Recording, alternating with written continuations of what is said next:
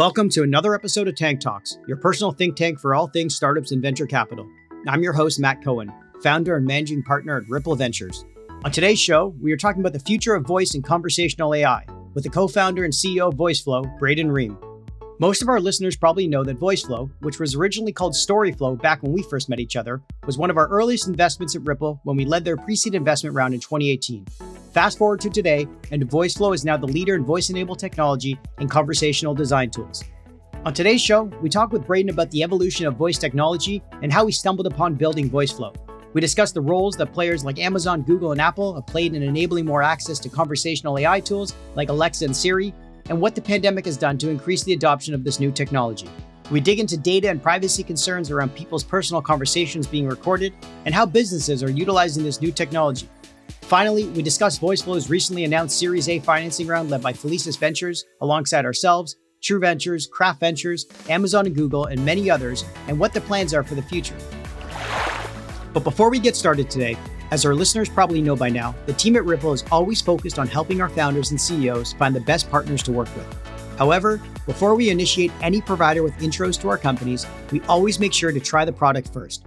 And when it came to managing our fund expenses at Ripple, we were super excited when the team at Jeeves came knocking on our door. The team at Jeeves helped get me and my team set up with physical and virtual cards in days. I was able to allow my teammates to expense items in multiple currencies, allowing them to pay for anything, anywhere, at any time. We weren't asked for any personal guarantees or to pay any setup or annual fees either. Not only does Jeeves save us time, but they also give us up to 3% cash back on our purchases, including expenses like Google, Facebook, or AWS every month. The best part, Jeeves puts up the cash and you settle up once every 30 days, unlike some other corporate card companies that make you prepay every month. Jeeves offers a truly all-in-one expense management corporate card program for international startups, and we at Tank Talks could not be more excited to officially partner with them. Listeners of Tank Talks can get set up with a demo of Jeeves today and take advantage of our Tank Talks special with a $700 sign-up bonus and skip the wait list that already has thousands of companies waiting by visiting tryjeeves.com/Tank Talks to get set up today. Now let's get into this week's episode with CEO and co-founder of Voiceflow, Braden Ream. Thanks for joining us in the tank today, Braden. Yeah, excited to be here. Yeah, well, this tank is definitely one I've been waiting to do for a long time. Braden, it's such a pleasure to finally have you here to discuss the future of conversational AI and how your company Voiceflow is shaping the future, one chat at a time. Most of our listeners probably know that Voiceflow, which was originally called Storyflow back when we met you guys, started out focusing on Alexa children's stories for hobbyists. And when we first met, I remember being so excited hearing you control the direction of the stories you created with voice actors, thinking, wow, voice tech has come so far. But really, you were just scratching the surface, weren't you? I would love to kick things off with where voice tech really started before you even started building Voiceflow, so our listeners can get a sense of how much has changed over the years. Yeah, for sure. So, voice tech really got its beginnings back in the 80s with IVR systems, so interactive voice response systems.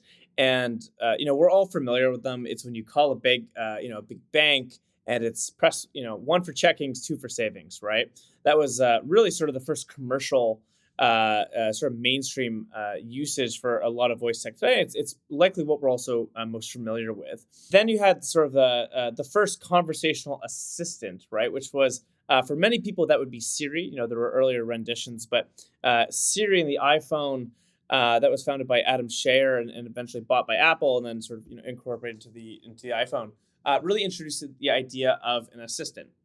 And from there, voice tech really didn't take off to the degree that folks were sort of initially imagining, right? Like the technology just wasn't there yet with Siri. It could do essentially very like command and control type applications. So, play a song, maybe search for a particular direction to somewhere. Very sort of what we would call like a single dialogue, where it wasn't a conversation. It was just me using my voice to actually input a command, right? And then, a lot of this changed in 2014, at least in the mainstream, when you had the introduction of Alexa.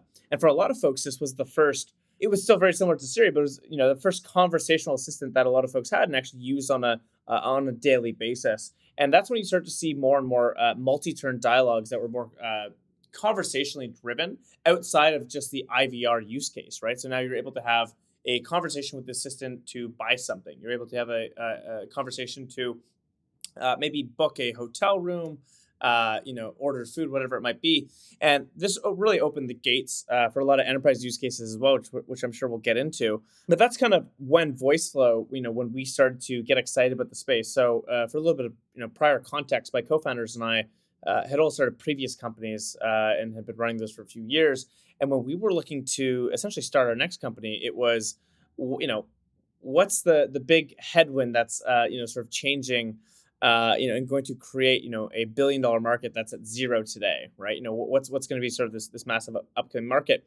And we actually, I believe it was my co-founder Michael had a smart speaker, and at that point it was his dorm room, and he thought it was really, really cool. He actually bought us some as well, those first generation Alexa, the hockey puck ones, and we tried them out. We just thought they were fantastic, and so we started to look at the adoption numbers, and it was essentially the fastest growing consumer adopted device in history, faster than the smartphone or even the TV.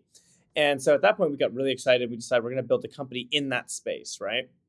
And so that's when we got into conversational AI. That gives a little bit of history to sort of how voice tech has evolved to where conversational AI is today.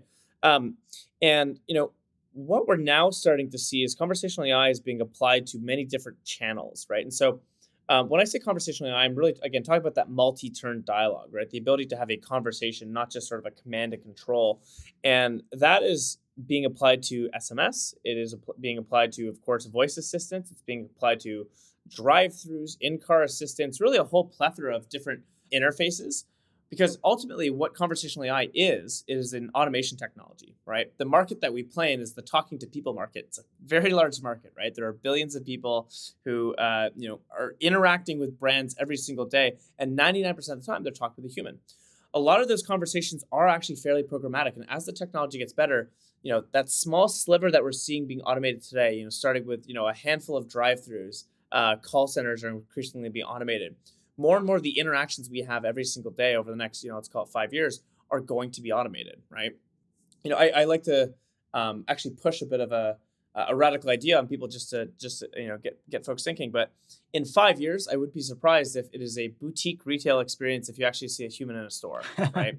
When you go to a Louis Vuitton, one of the selling points of going to that luxury retail experience is actually talking with a human, right? Because a lot of the interactions we might have at a Target or a Walmart, they simply don't require someone to be there all day. You can actually automate a lot of these conversations, and so it's a pretty wild thought experiment. But we're already heading in that direction rapidly, and some of the customers we work with are already thinking about how can we free up our staff members, not necessarily replace or automate, but how can we free them up from having the very programmatic part of their job to be able to work more on the areas of their job which they might enjoy. So, for example, at McDonald's, it's been talked about online where some of the staff members at that particular McDonald's restaurant where there is an automated drive-through, they have more time to actually be able to focus on the customer experience, working with the other team members, and essentially working more efficiently without having to juggle taking orders at the same time as doing their 12 other jobs.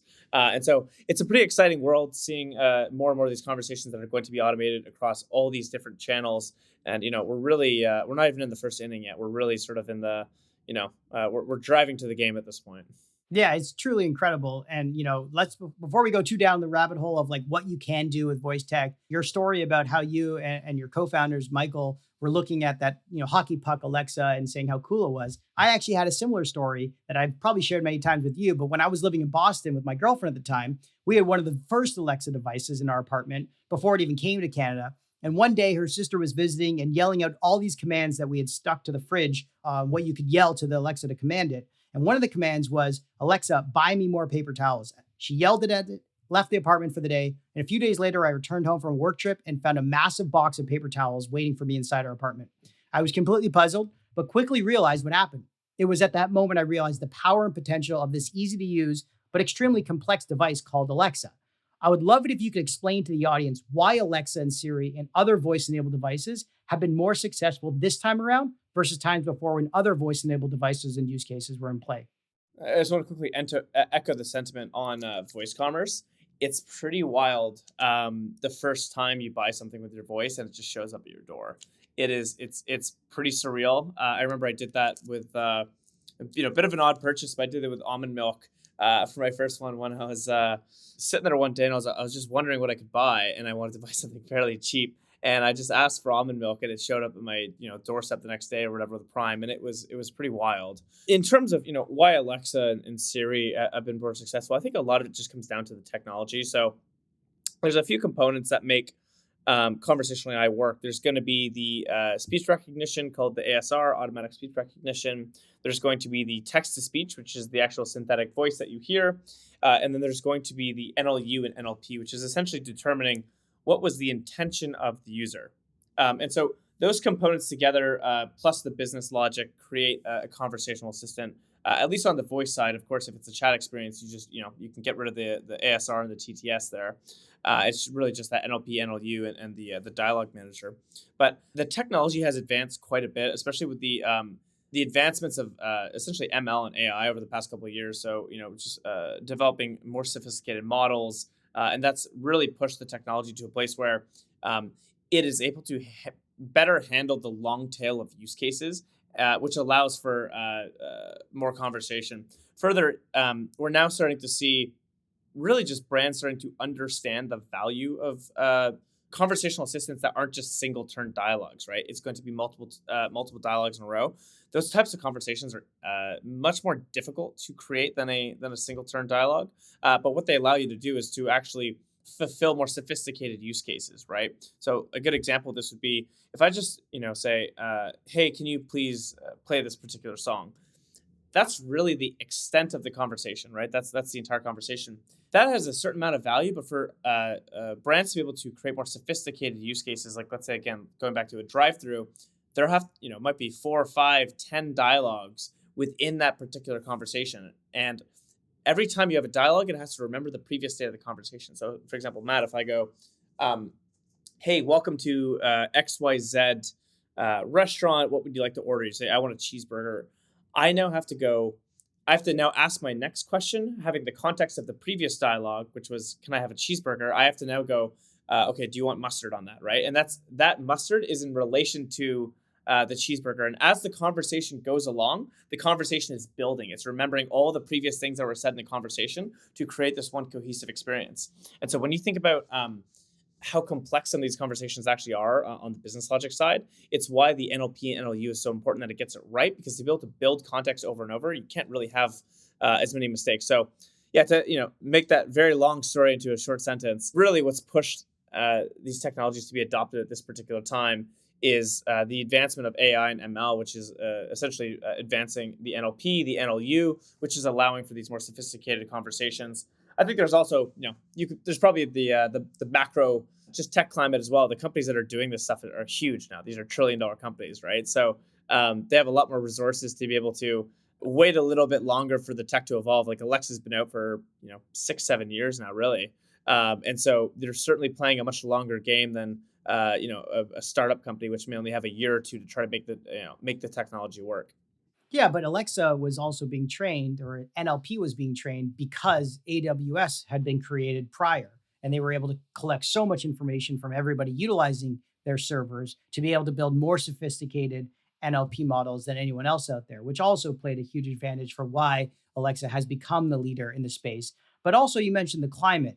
Given the pandemic, the recent voice tech adoption is accelerated as the pandemic makes everyone more aware of how unsanitary it is to poke buttons and touch screens.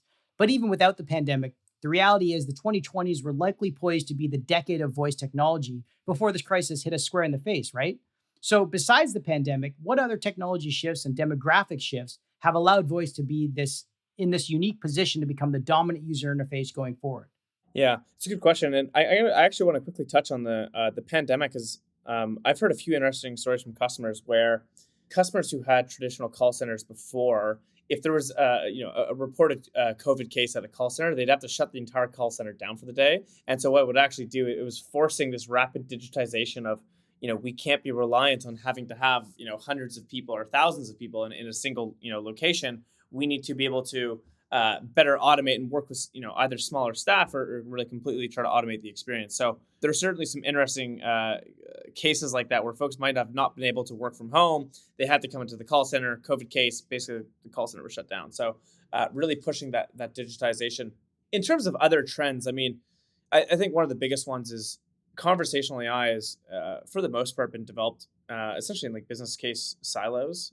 So what I mean by that is like web chat was used for customer success teams. You had sales, sales platforms like Drift were used to, essentially handle leads on your websites. You had the call center team, sort of managing these inbound calls. And these are all technologies that sort of sit on the bedrock of conversational AI, but they were primarily being designed and developed in silos. And so now what we're starting to see, and this is really what's been driving the adoption of voice over the past, call it 2 years, is the creation of a centralized conversational AI team within these enterprises, where it is one team that has a shared resources, shared knowledge, sometimes even shared components, shared designs, to deploy across all channels, right? To create one cohesive experience.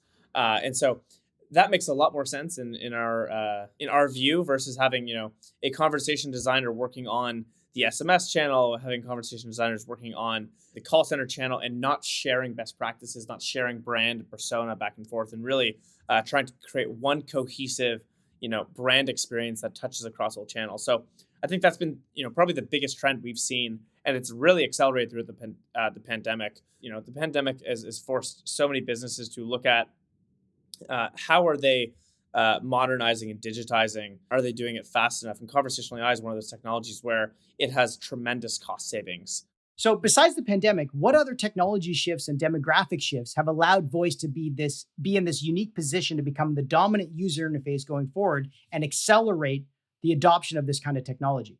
I'm going to break this into really sort of two sections. So, one is on the demographic shift side, especially internationally, a lot of folks are mobile first. Folks who in developing nations, especially, you're going to see lower literacy rates. Folks actually prefer to talk, and you're seeing much higher adoption rates in those places. So that demographic shift is now focusing companies that operate in places of the world where, again, the mobile device is the primary device. They're now thinking about chat first, voice first, as the interface versus web being sort of the predominant interface like we've had in North America. That is now shifting to mobile first as well, but that's been a big demographic trend. I also think you are starting to see a focus on essentially focusing on multimodality first. So what is the best interface for where the user is at any one given time, right? So I don't think voice is the best interface for every situation. It is one of many interfaces that can be used to create the ideal user experience, right? So a good example would this be if I was to, call an Uber. How I choose to do so is completely dependent on my context and my situation. So if I'm in public and maybe I don't really want to tell everyone where I'm going, I might choose to use purely just the touchscreen, just sort of the normal Uber interface we're all familiar with. Versus if I'm at home and I need to tie my shoes at the same time, I need to get out the door, my phone's halfway across the room, whatever it might be, I'm able to use entirely just my voice, right? If I'm with some close friends, maybe I'm able to use my voice as an input and then check the location, make sure it's correct, and then finish off the order and sort of confirm with the visual output. So having that mix of modalities, depending on the situation, is going to be what allows us to create the most contextual, and ultimately the ideal user experience, regardless of where they are. In terms of sort of the enterprise level, since that's a little bit more on the design side and on the demographic shift side, what we're now starting to see at the enterprise level is this rapid digitization and creation of essentially central conversational AI teams, so centralized teams, where 20 years ago, or not even 20, like let's call it 5 years ago, the call center would be created and managed by one particular team. You'd have SMS flows managed by one team. You'd have sales channels. So, for example, something like a Drift bot to manage inbound sales leads, that would be managed by the sales team. And so all these conversational AI channels, which are all just really ultimately sitting on the bedrock that is conversational AI, were being operated, designed, and built in silos. And you're now starting to see brands think about, if you take a large retailer, they're now starting to think about conversational AI not as a way to simply just automate, but as a way to create, almost the omnipresent retail experience across all channels, right? How can I create the digital persona that is my store, my retail, or my brand, and have that be personable or personalized, always accessible, and accessible over all channels. So 24/7, personalized to you, and accessible from anywhere, right? Like, why can't I, order McDonald's from inside my car through text message, at the drive-through itself.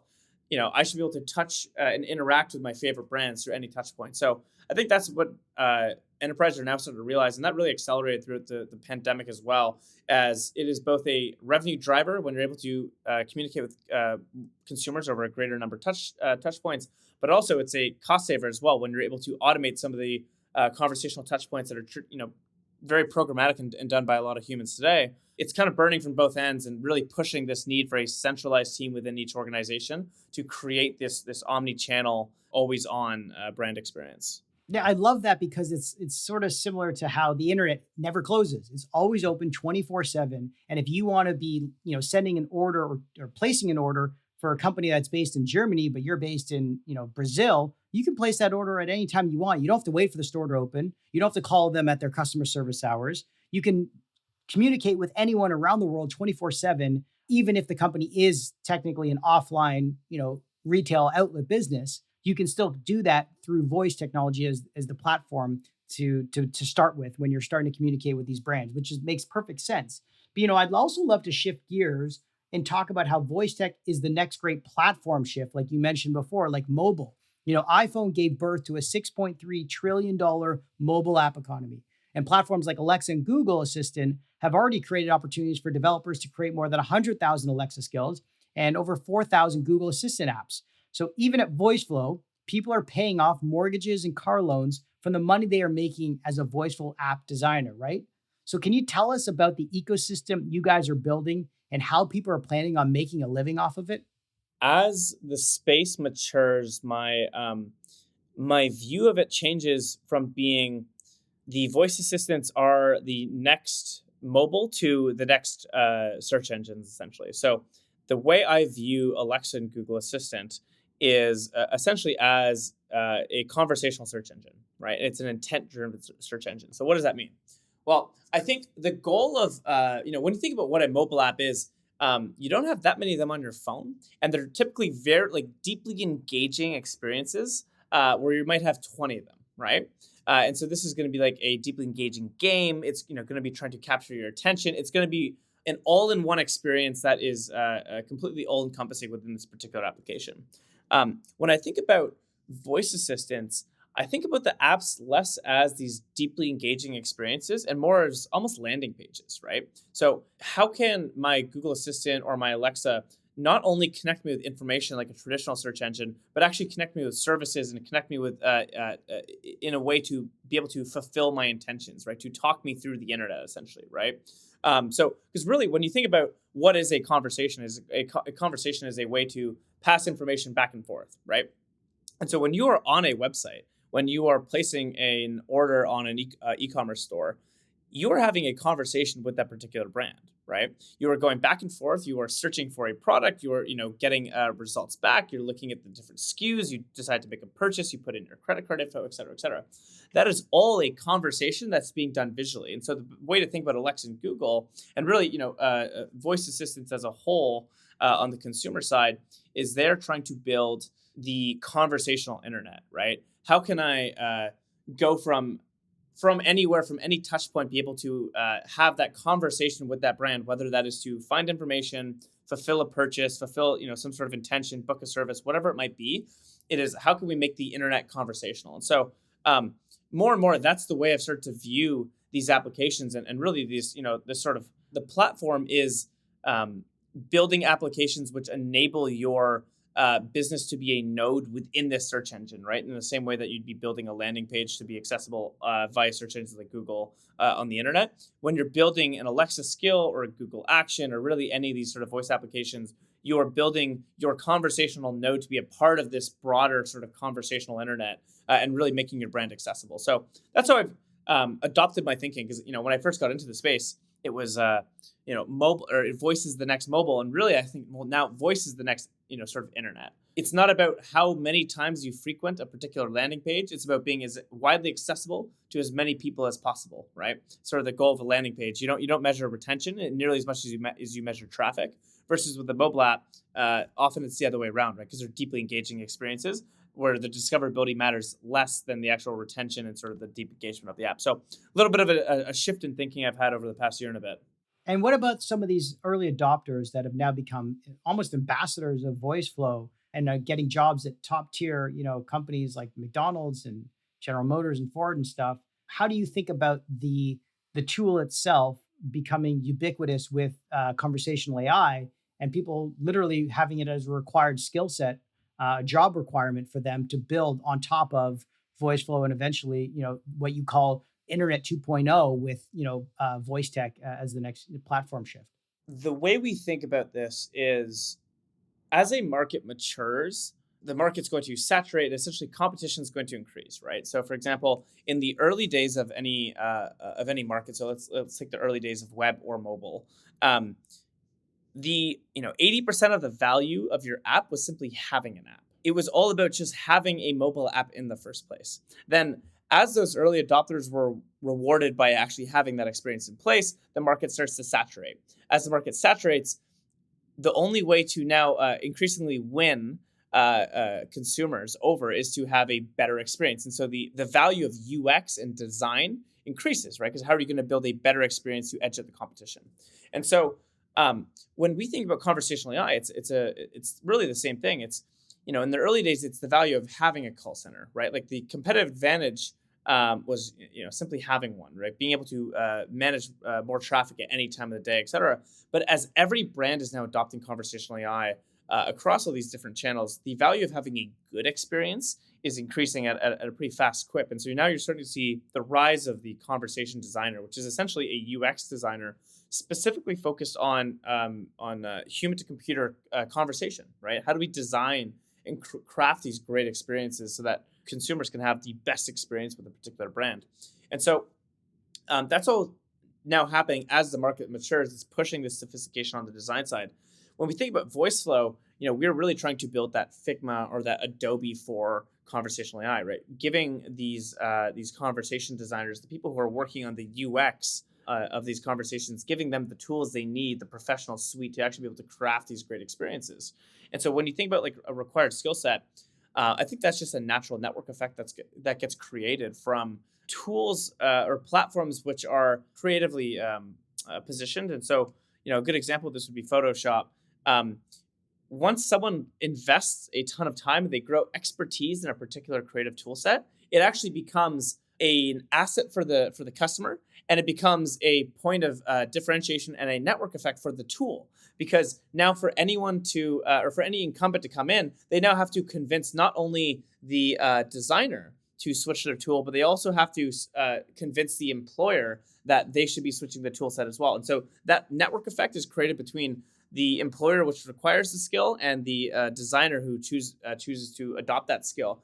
It's really hard to break that bond, and it's why you see when you think about design tools, it is such a large market, but it's largely a winner takes most. It's highly consolidated within a few core players because there can only be so many skill sets that are going to be learned by any one designer, and so many skill sets that are going to be interoperable between designer and employer in a way that it's actually going to become an employable skill. So an employer might be like, okay, you need to know Figma or Adobe, but they're not going to list the 15 tools, right? And all their design formats are also going to be in a particular format. So it's the same thing conversational AI. We can see one tool, most likely VoiceFlow, but I'm clearly biased, essentially becoming the industry standard UX tool for conversational AI, where as companies increasingly think about the user experience and not just simply having conversational AI, not just think about the tech, what tools are they going to arm their designers with to be able to craft these great experiences? And ultimately that's going to create a pretty defensible business. I mean, I completely agree, and obviously why we bet on you guys as well. But like, give the audience a sense of how many job postings are happening right now with requirements to have VoiceFlow skill sets embedded in their job descriptions. In terms of numbers, I don't have an exact one, but I'd say more than a handful of Fortune 500s, we now start to see that pop up, which is pretty exciting for us, to say the least. I think, even if you were to go on LinkedIn and search VoiceFlow as a skill set, you'll actually start to see that pop up more and more. People are listing it, beside their Adobe products, beside, Figma, beside these other sort of traditional design and UX tools. So that's been really exciting. And I think You'll continue to see that trend as the maturity of the market has been accelerating, and especially over the past 12 to 18 months throughout the pandemic. So, for example, the first time I heard the term conversation design was about a year and a half ago. And now you're actually seeing at large Fortune 500s directors of conversation design. You're seeing senior conversation designer, and this is very new title. And what's happening is folks who were previously called UX designers, they were called chatbot designers, they were called VUI designers or voice user interface designers. They're now all adopting this standard title, which again is falling in line with that theme of the consolidation and the creation of these internal conversational AI teams. And as these internal conversational AI teams are created, the job titles that these folks have are now starting to be standardized across the industry, which has been incredibly exciting because it gives us essentially sort of a flag to bear. Being the tool for conversation designers versus being the tool for a handful of roles. So it's been an awesome development. Yeah, it's quite remarkable to see how fast it's going. I can't believe the first time you've heard conversational design was only a year and a half ago. My, that is quite fast for an adoption. But let's switch gears for a second. Let's talk about the data and privacy concerns for a moment. That is what's feeding the machines at Amazon and Google. I've seen both companies have filed patents for technology to read emotions in people's voices, which truly sounds like an advertiser's dream. But my wife is always blown away when something she has said in our private home ends up on social ads, on her Instagram feed, or somewhere else. So, firstly, how much should voice tech users be concerned about this privacy stuff?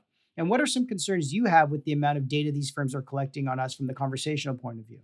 It's one of those topics where, because Alexa and Google Assistant light up and it's very clearly listening to you, I think it's almost a scapegoat for just the technology industry as a whole, right? Like, we're walking around with microphones in our pocket, and we've been doing so for well over a decade now.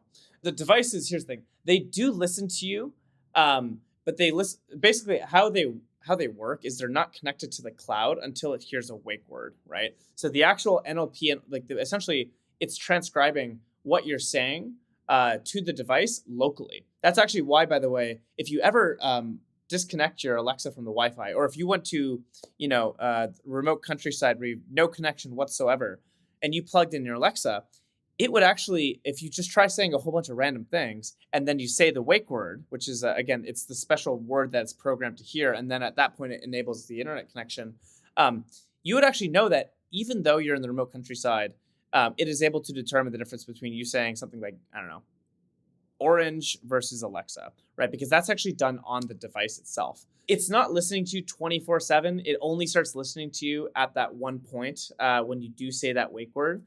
And, there have been bad actors. Like, there were a few voice apps where, they were mimicking the on-off sounds for the device itself. So people thought that it wasn't listening to you anymore. There are certainly going to be bad actors in the ecosystem and those folks that get unplugged. But I think for the most part, voice tech, because it is so visible within the privacy debate, I actually think the companies are over indexing on privacy and sort of the concerns of folks out there versus mobile, where it kind of flies under the radar a little bit more. But I am far more convinced my mobile phone is listening to me 24/7 than I am my Alexa speaker. Yeah, I mean, the iOS updates are definitely helping with it, but I've actually looked into this topic because I'm trying to convince my wife that Alexa's not listening to our conversations. And what we discovered was that there's actually pinging of phones between friends when they're close to each other, and they're taking their search history and recycling that to each other's phones based on when they're close proximity to each other, thinking that those people are talking about something that was most recently searched in their Google search bar. That's pretty wild. I think we've all had those moments of being a little creeped out when you start to talk about a particular thing, or you brought it up one day and it's like, it's the only, you've never searched for it on Google. Because I think, we all understand that what we search for on Google when we type it into our browser is being tracked. I think we're all aware of that. It is those creepy moments when you're just talking out loud, right? And you didn't give consent for anything to be tracked. Those are the moments where you certainly get a little freaked out. At least on the Alexa side, I'm not sure about Google Assistant. I haven't looked into it enough. I know that, or at least to my best knowledge, they are being very cognizant of your privacy. It's only connected to the cloud post wake word, or at least it's only sending those transcribings post wake word. And then there are times where, of course, like, your utterance is going to be sent to Amazon. So, for example, you say, Alexa, buy me a pizza or something like that. I really hope it doesn't. I really hope it doesn't invoke right now. Otherwise, I'm gonna be having pizza tonight. But those transcribings are sent to contractors at times, and that's just to ensure the quality of the NLP, like essentially to ensure the quality of the transcribing itself, right? They need to actually match that the recording is what Alexa actually had. There's actually a setting, I believe you can turn that off within the Alexa app itself. I believe it's turned on by default. But at least for me, I'm okay if people hear the query that I sent to Alexa. I'm much more worried about the things that I say within the privacy of my own home that are not meant to be sent to Alexa. Like, I essentially treat it like a Google search, right? Like, that's the way I view Alexa. Anytime I say something to it and it's purposeful, I have the expectation that it is being tracked, recorded in the same way that I have that same expectation when I type something to Google. Yeah, I completely agree. I think the large tech companies like Amazon and Google have a lot more to lose on the privacy side. It's more the apps that are trying to kind of hide behind their curtain that I'd be more concerned about that you're adding to your devices. By the way, I'm surprised you still have an Alexa in your house, given how much you probably say the word every day. And so I hope you do get pizza tonight because it's your fault for still having Alexa device close to your working quarters. You know what's funny about that? It's how you say the wake word. So, for example, the way you say the wake word, if you say like wake word pause, it knows that like that's you trying to say the wake word. Versus if I say Alexa in the middle of the conversation, like I just did, I can keep saying Alexa over and over and over again. It knows essentially because I didn't pause, I'm not actually using the wake word. Versus if I say wake word, then the sentence it's going to invoke. Ah, very interesting. I never thought about that. I guess what happens if you call your kid though, Alexa, pause, you're a really bad person. That could be really bad. Yeah, I mean, you can. There's other wake words you can choose too, and there's a there's a petition right now online for parents of kids named Alexa to actually change the name of the assistant because of that. There are certainly folks out there where it is not fun being named Alexa when the world's largest voice assistant shares that same name, right? So, and I certainly get that. It'd be pretty frustrating, but that's a bit of a bit of a side note. And by the way, I do want to quickly touch on the third-party apps and getting access to data. So what's interesting is on Alexa, you actually don't even get what's called the full string or the full utterance. And so, for example, if you were to use our third-party Alexa skill, and I would not be able to know exactly what you said, all Alexa sends you is the intention of the user. And so you might say, hey, I want to order a pizza. All Amazon is going to tell the developer and their app is that user wants pizza. They're not going to give you the full sentence of what they said because that's actually all done on Amazon's side. They're going to process the NLP. Google, on the other hand, does give you the full string. So the developer actually has that full sentence of what the user said. So there are small differences in sort of policy and approach and how the voice assistants are approaching privacy as it relates to these third-party developed apps. Oh, perfect. Thanks for sharing that. But let's switch gears and talk about VoiceFlow and the incredible trajectory the company has been on since we wrote the first investment to the company back in 2018 when we led the pre-seed round. Since then, you've raised over 25 million in funding from incredible investors and operators like True Ventures, Felics Ventures, Craft Ventures, Amazon, Google, Ryan Hoover from Product Hunt, Vlad from Webflow, and Dylan from Figma, among countless others. Can you tell us what we can expect from VoiceFlow in the near future? And if people are interested in joining the team, how can they get in touch with you? The most exciting thing about VoiceFlow is conversational AI is such a big space, and ultimately, the goal of the company is not to just be a design or prototyping tool, but to be a sort of a full suite of products, right? So as conversational AI becomes a larger and larger part of our lives, it is to build the Adobe for this space, right? To have several products that all work together and create this amazing experience for the internal teams that are building these conversational assistants. So there's certainly quite a lot to build. I would not be surprised, and I talk about this at board meetings, and I talk about this with the team internally. Like in 5 years from now, I expect there to be a day where someone on the VoiceFlow team is driving to their local drive-through, right? And in the car, they're getting the navigation route through their voice with an experience powered on VoiceFlow. They are then pulling up to the restaurant. They realize they need to check their checking balance, and they call their local bank. And that IVR experience or that voice assistant on the mobile app, that's powered through VoiceFlow. They then proceed through the drive-through, That drive-through is automated and powered by Voiceflow as well. So I certainly see a world where we're touching sort of billion end consumers every single day through interactions that are either designed and prototyped or had some part to play within that workflow, and potentially sort of very long term, even being sort of the platform that hosts and powers a lot of these experiences as well. So I think it's a pretty exciting future, and we certainly have a very long way to go. There's a lot of problems that aren't going to be solved by us, but are going to be solved by other amazing partners in the ecosystem as well. And so it's been an exciting journey the past call it 2 years, as we've really shifted into conversational AI out of the initial children's story use case, and we're excited for sort of the next 2 years and beyond. Absolutely. And you guys are hiring, and how should people get in touch with you? Voiceflow.com/about. We've got, I think, 10 at time of recording. We've got about 10 open positions, I'm sure there'll be quite a few more added over the coming months. Awesome. Well, before we wrap things up, we always like to ask our guests for their fast favorites, where we list off 5 categories and you name your favorite of each. So first one, favorite podcast. I really like Economics Explained. Actually, it's like not many folks might know about it, but understanding just the economics of how different countries operate, it's just fascinating. So a little bit less businessy than I'm sure some of the other podcast folks would recommend, but it's a good one. Cool. Favorite newsletter or blog? Oh boy, I like Paul Graham's blog is the best. It's a collection of essays. Like I think, and for those who don't know, Paul Graham's the founder of Y Combinator. He has one essay called Wealth that completely changed my perspective, and I send it to folks all the time who are thinking about entrepreneurship. That one essay, Wealth, completely changed my perspective on wealth, of course, but really on life in general. And so I'd certainly recommend folks check out some of those essays. Wealth and there's a whole bunch on there. I could list off a few essays, but yeah, definitely check out Wealth first. Awesome. Favorite tech gadget? I think I know what this one is. Oh, you know what? It used to be my smart speaker, but it's recently shifted to my iPad because I'm a pen and paper guy, and so I take so many notes. So just I constantly have it with me. With the Apple Pencil, and I'm just jotting down notes the whole day. So yeah, recently it's become the iPad. Okay. Favorite new trend? Not necessarily new, but I think COVID spurred a lot of folks to get into chess, including myself. Sort of the number of friends that I have who play chess now, who I play chess with, has grown a pretty fast clip. So, I'd probably say no. I don't necessarily think it's from COVID. I think it's probably just more through the Queen's Gambit. But I like that trend quite a bit, since it gives me a lot of folks to play with.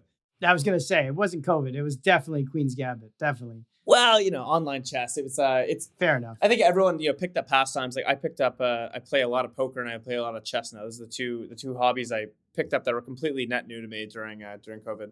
That's awesome. Favorite book?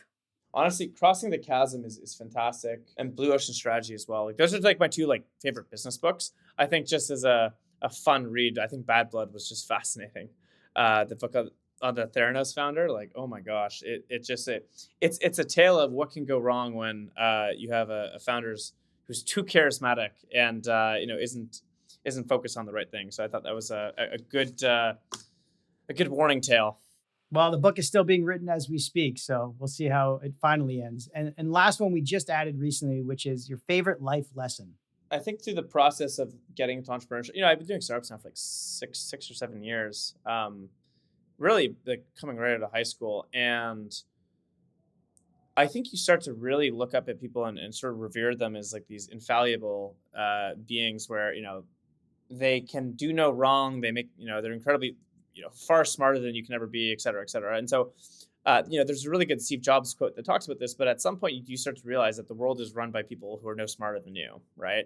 And as I've met super successful people, I think, they are smarter than the average, the average person for sure, but they are not insurmountably smart or more ambitious than I think a lot of folks. And so once you realize that, it gives you the courage to speak out, act on your own accord, and really, start to cut your own path, knowing that you are not outgunned, in 99% of cases. So you just have to sort of take that leap. So I think that's been a big one for me over the past couple of years. And it's helped me overcome, a lot of imposter syndrome and other, sort of things that ail first time, especially young founders like myself. Just having that in mind where this person might reject me, but I actually might be right, versus this person rejected me and they're super, smart and rich and successful, and therefore, they're right and I'm wrong. This is a bad idea. I think, to be successful, you have to be able to, take a few punches to the face from successful people and know that you're still right. That's amazing advice, especially for a lot of the young founders out there. And thank you so much for joining us in the Tank today, Braden, to talk about the future of conversational AI with CEO and co-founder of Voiceflow, Braden Ream. Cool. Yeah. No, thanks so much for having me. Been a fan for a while. Thanks for listening to another episode of Tank Talks. To learn more about this episode, be sure to go to Apple Podcast or Spotify to find more detailed notes on this episode or to check out previous episodes. Also, if you enjoyed this episode, please leave us a review and a rating as it helps us out a lot. And hit that subscribe button so you can get notified when new episodes come out. Finally, make sure to give me a follow on Twitter @MattyBCohen or @Tank Talk Podcast to stay up to date on new episodes or to be a guest on our show. Till next time,